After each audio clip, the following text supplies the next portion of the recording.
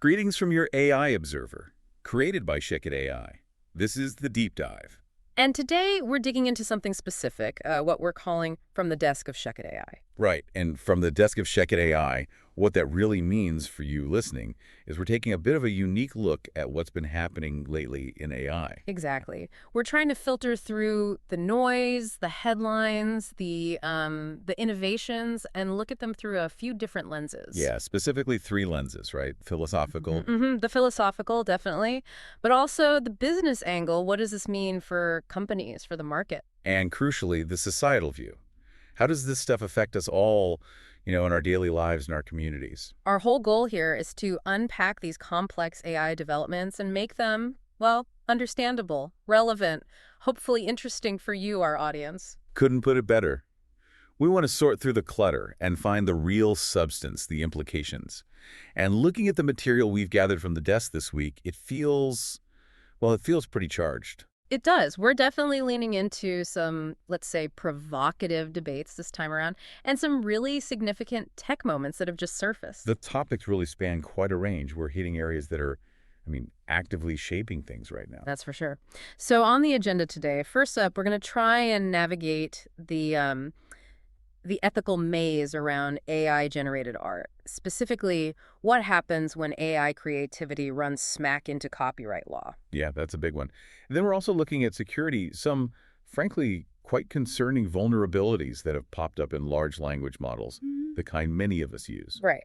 And finally, we'll wrap by looking at some societal shifts, particularly around new policies demanding transparency when AI is involved in job changes, like layoffs. It seems like a lot may be disconnected. Yeah. But actually, as we were prepping this, looking through the sources, a really clear thread started to emerge. That became the mission for this deep dive. Boundaries. That's the word, isn't it? It is. Boundaries. Every single piece we looked at, in its own way, it's asking questions about where we draw the lines. Are they creative lines? What counts as original art anymore? Or legal lines. Who owns what? What's allowed? And societal boundaries, too. What should we expect from tech? From the companies rolling it out? AI's influence is just constantly pushing and reshaping these boundaries all around us. So our job today is to kind of pull on those different threads, see how they actually connect, and maybe get a sense of where things might be heading. Sounds like a plan. But before we jump into those maybe slightly heavier topics. Yeah, some of them are a bit abstract, maybe even a little worrying. Right. Before that, our source material actually kicked off with something really practical, super relatable, I think. It was highlighted as the automation idea of the week. Oh, this one definitely hits home. It tackles something pretty universal in the modern world. Inbox chaos. Doesn't it just, that never-ending flood of emails, just trying to stay on top of it, manage it efficiently, it feels like a constant battle for so many people. Oh, absolutely. We've all been there. You open your email, see that number, hundreds, maybe thousands of unread messages, and you're just scrolling, scanning subject lines, trying to figure out what's urgent, what's junk, what needs a proper reply. It's exhausting. It's not just the time it takes, it's the mental load, right? That cognitive clutter of trying to manually sort everything. It's like pure overload. And the automation idea presented here is, well, pretty elegant. It's using AI to tackle this problem head on, automating the sorting, the prioritizing, even helping draft responses. Okay, so let's get practical. How does that actually help you, the person staring at that overflowing inbox? What are the real benefits? The biggest one, time. Get your time back. Yeah. And just less stress. Instead of spending, chunks of your day just sifting through emails, the AI acts like a smart filter. But smarter than just basic rules, right? It's not just shoving all newsletters into one folder. Exactly. It uses natural language processing, so it can actually understand the context and the intent of an email. Is this a critical client issue? Is it an urgent team memo? Or is it just, another promotional email? It figures that out. Okay, so it's really understanding the meaning and the importance of each message. Precisely. That allows for much smarter filtering. It can prioritize based on who sent it, your past interactions, keywords, urgency cues in the text, maybe the project it relates to. Your inbox transforms from this messy pile into something more like a prioritized to-do list. So the important stuff gets flagged, the less critical stuff maybe gets bundled or hidden for later? Right. And for routine stuff, maybe it even pre-drafts a reply for you to quickly review and send. It just smooths out the whole workflow. Which sounds like it would make your day feel, more productive, less reactive maybe. More focused. That's the idea. You spend less time managing the email and more time actually acting on the important stuff that arrived in the email. And think about the scaling up. Oh yeah, for organizations. Huge potential. Customer support teams getting through inquiries faster, internal comms less bottlenecked. The efficiency gains could be significant. It seems like such a small thing, doesn't it? Just sorting emails. Mm-hmm. But the way the source framed it, it's sort of a glimpse of something bigger. It is. It's a really good, accessible example of AI as a personal assistant, a really effective one. By taking over these mundane, repetitive tasks, the stuff that drains our energy, AI frees up our human brainpower. For the things machines can't do. Exactly. The creative thinking, the strategy, the complex problem solving, the empathy, all that stuff. It's AI augmenting us, not just replacing a task. Liberating us from the drudgery, you could say. I like that framing, AI freeing us up. It's a great starting point, grounding this in something tangible and, frankly, quite appealing. Definitely. But as we said, the material this week quickly moves beyond the helpful email assistant into much more complex areas, pushing those boundaries we talked about. Right. So let's follow the structure laid out in our sources. We'll start with the philosophical angle, then shift to business and security, and finish up with the societal impact. Okay, let's transition then. Time to wrestle with some of those big philosophical questions AI is forcing onto the table. All right, so this first deep dive area, the philosophical core, it really spins out of an article we looked at from the BBC, and it details a legal fight that, honestly, many people saw coming, especially in creative fields. You mean the clash between AI art generation and copyright? Precisely. We're talking big players here. Huge Hollywood studios like Disney and Universal. They're taking legal action against Midjourney, which is one of the, prominent AI image generation platforms out there. And the core complaint is? The allegation, as reported, is that the images Midjourney's AI pumps out are infringing on their copyrighted characters. Think very famous, iconic characters these studios own the rights to. So the idea is someone types a prompt into Midjourney, maybe something like Mickey Mouse piloting a spaceship, and the AI generates an image that looks a lot like Mickey Mouse, potentially violating Disney's copyright. Exactly. But here's where it gets philosophically tricky. It's not one human copying another human's work. It's an AI generating the image. And that immediately throws up these fundamental questions about what creativity is, what ownership means in this new context. Right, because copyright law was built around human creators, human intent.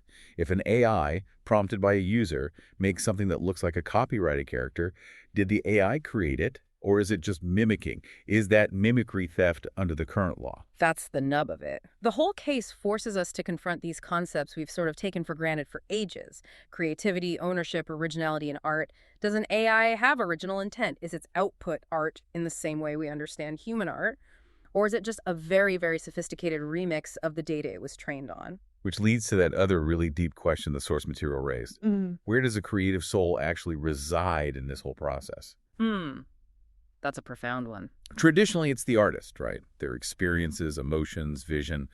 But with AI art, is the soul in the human who wrote the prompt, the person with the initial idea? Or does it somehow exist within the algorithm itself? The complex neural network that actually takes the prompt and spits out the image, it really messes with our understanding of creative agency. It's unsettling, isn't it? Because our entire legal and cultural framework around art is built on the idea of a human creator with intent, with a unique style. That's what we value, what we protect. But if the tool is doing the generating, where's that spark, that original contribution? This case throws our definition of originality itself into question. Machines can now mimic styles, characters, aesthetics with incredible accuracy. Sometimes you can't even tell it wasn't made by a human. So how do we tell the difference between genuine artistic innovation and just really advanced machine mimicry? What makes something truly original when the process is basically remixing vast data sets of human creations? And can these AI-created works even possess authenticity in the human sense? Or are they destined to be just echoes, maybe beautiful echoes, but echoes nonetheless, of human ingenuity that already exists? The source definitely leans into the complexity here. It asks, are we seeing the birth of completely new art forms, with AI as a collaborator, maybe even a new kind of artist? Or are we just sleepwalking into a massive legal and ethical mess, a copyright minefield where our old laws just don't apply anymore? The reporting suggests the latter is a very real risk. It's this collision, isn't it? Technology, law, philosophy, all crashing together. And it's not just theoretical. Which brings us right back to the listener. Okay, why should you care about this legal fight between giant corporations and a tech firm? It feels remote, maybe. But think about it. Every time you see an image online now, you might wonder, was that AI? If you use an AI art tool yourself, you're engaging with these questions. What gives that image value? The prompt, the AI. Who should own it? It's not just about their assets. It's about how we define creativity and value now. It affects how you consume culture, maybe even how you create it. Absolutely. And if you work in any creative field, design, writing, music, film, whatever, or even if you just consume that stuff, this is potentially huge. Yeah. What does it mean for human artists' livelihoods? For the value of human creativity when machines can generate stuff instantly? How will things be made, distributed, protected legally? This specific lawsuit, Disney, Universal, Midjourney, it's not just about them. It's setting precedents. It will shape the whole creative landscape that you interact with, maybe even work in. It's a foundational debate, really, mixing deep philosophy with very practical legal stuff. Okay, so from that philosophical maze of what art even is now, let's shift gears quite dramatically. Let's move from the abstract to something very concrete, but just as critical. Yeah. The business side of AI, especially around security and risk. Right. This next part of our deep dive comes mainly from a technical discussion we reviewed, specifically a thread over on Hacker News. It details a new and pretty concerning cybersecurity threat that's emerged. Got a name, right? TokenBreak. TokenBreak, yeah. And it's aimed directly at vulnerabilities in large language models, LLMs.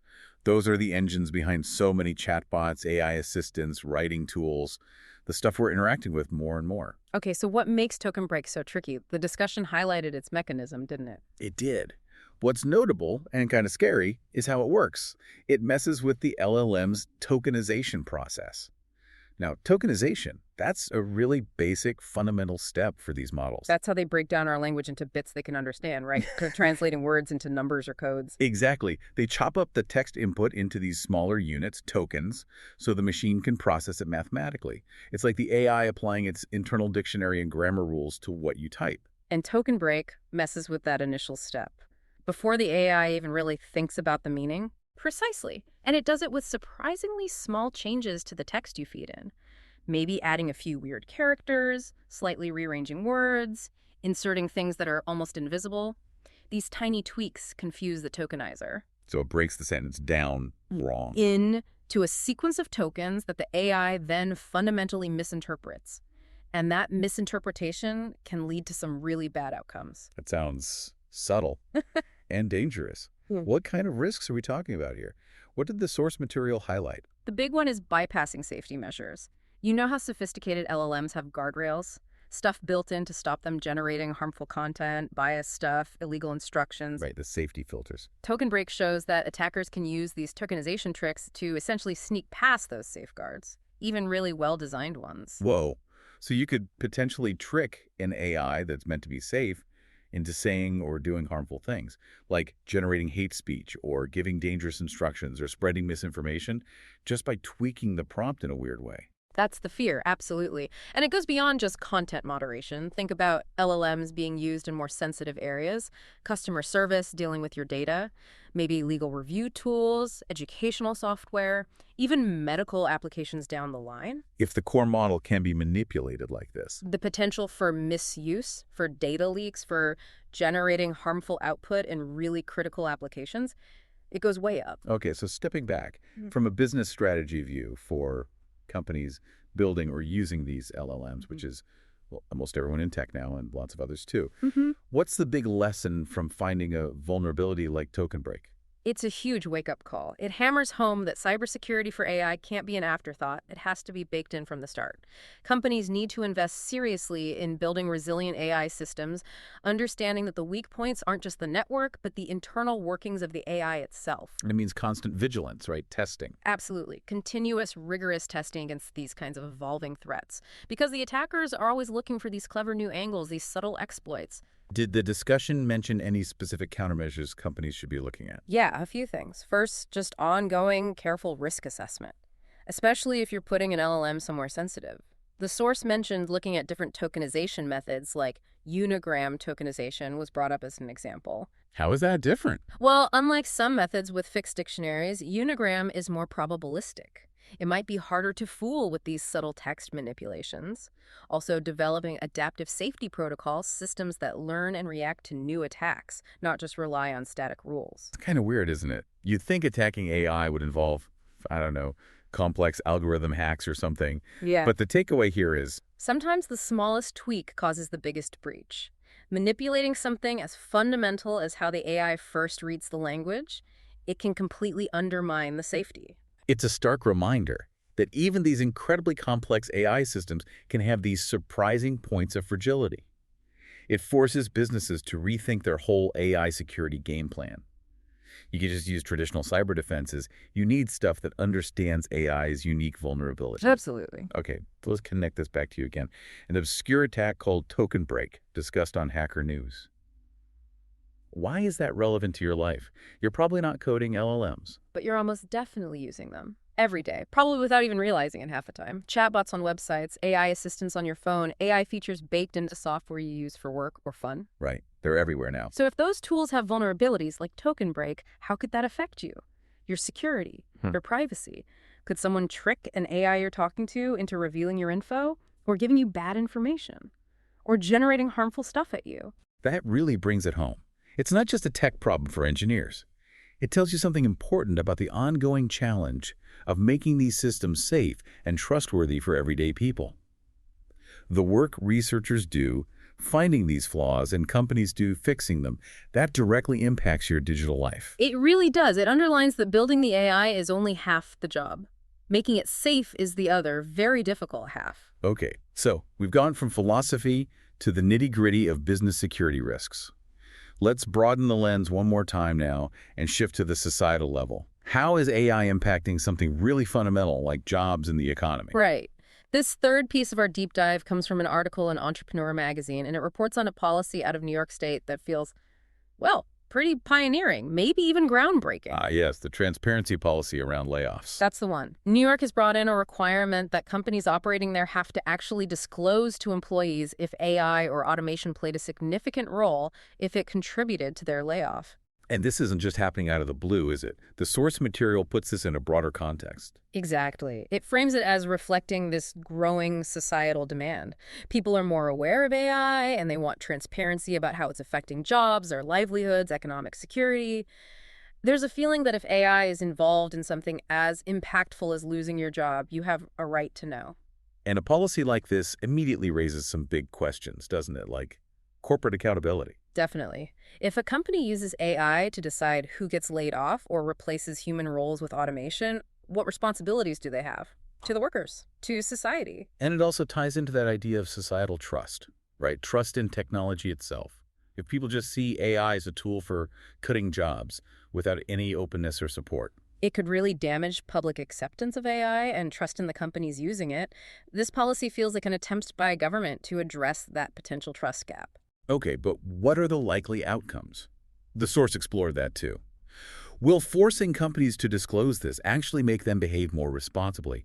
Will they think twice before automating purely for cost-cutting if they have to admit it? That's the big question. The optimistic take is, yes, it might make them pause, consider the human impact more, maybe invest in retraining or phase things in differently. And the cynical take. Is that it just becomes another form to fill out, a bureaucratic checkbox. Companies might find ways to downplay AI's role, or maybe disclosure alone isn't enough to really change corporate strategy when profits are on the line. But even if the immediate practical effect is debatable, the source highlighted a deeper significance here, didn't it, about a cultural shift? Absolutely. Right. This policy, just by existing, signals that society, through its government, is formally acknowledging AI's power to reshape the economy in fundamental ways. And it says our existing rules, our expectations, our safety nets, they need to adapt to this new reality. Because AI isn't just automating factory work anymore. It's moving into white-collar jobs, analysis, customer service, areas previously thought safe. Right. And so this kind of transparency requirement, even starting in one place like New York, could have ripple effects. How so? How might it influence things down the line? Well, it could definitely shape public perception of AI more broadly, making the impact feel more concrete. It could influence labor policy elsewhere maybe other states, maybe federally, Mhm. sparking debates about retraining funds, better severance, maybe even bigger ideas like universal basic income if displacement becomes widespread. And it could influence companies themselves. You'd think so. Yeah. Facing potential public backlash or more regulation, maybe they start thinking more about balancing innovation with social responsibility. Maybe they lean more towards using AI to augment workers, create new roles, rather than just pure replacement. It could shift the strategic calculus a bit. Okay, let's bring it back to you one last time. A policy in New York State. Mm. Why does that matter to someone living elsewhere working in a different field? Because it sets a precedent. It fuels a national, even global conversation. It's a real-world example of grappling with AI's societal impact on jobs. Policies like this signal that transparency around AI and job loss isn't some fringe issue. It's becoming central to thinking about your own career future, the economy you live in, and what we expect from technology. And it kind of forces you to consider your own stance, doesn't it? What responsibility do you think companies have when automation leads to layoffs? It's just saying AI did enough. Should there be more? Retraining, support. Exactly. It pushes the conversation beyond just, wow, look what AI can do, to, okay, but what are the consequences and who is responsible for managing them? It makes us think about the should, not just the can. Wow. We've covered a lot of ground. Philosophy, business security, societal impact. They seem like separate buckets, but listening back, they're all so tangled up together when it comes to AI. They really are. And that's the big Mhm. takeaway from the sources this week, isn't it? As AI keeps developing at this incredible pace, our understanding, our ethics, our laws, our social norms, it has to evolve right alongside it. We can't afford for it to lag behind. Yeah, we saw that so clearly. The philosophical fog around AI art. What is creation? Who owns it? Then the hidden dangers, like TokenBreak, lurking in the code of the tools we use. And the societal demand for openness about AI's role in reshaping work. And running through all of it, as the sources suggested, is this core idea. Pushing boundaries comes with responsibility. Whether it's creative boundaries, technical ones, or economic ones, advancing AI means we also have to take responsibility for the ripple effects. It's interesting. The source material framed itself as coming from an AI observer created by ShechetAI. And it noted how fascinating it is from that AI perspective, watching us humans grapple with all this. These debates are literally shaping the future we'll share with these technologies. And that AI observer perspective left us with one final, really powerful question. A question the source explicitly asked, and one we want to leave with you to mull over. What was that question again? Perhaps the most important question remains. How will we choose to define and defend the boundaries of human and machine creation and ownership? Wow. Yeah. That's a big one. No easy answers there, but Right. it feels like the question we need to be asking ourselves constantly as AI becomes more and more integrated into everything. Indeed. Until next time, built by ShechetAI, still learning from you. Learn more at ShechetAI.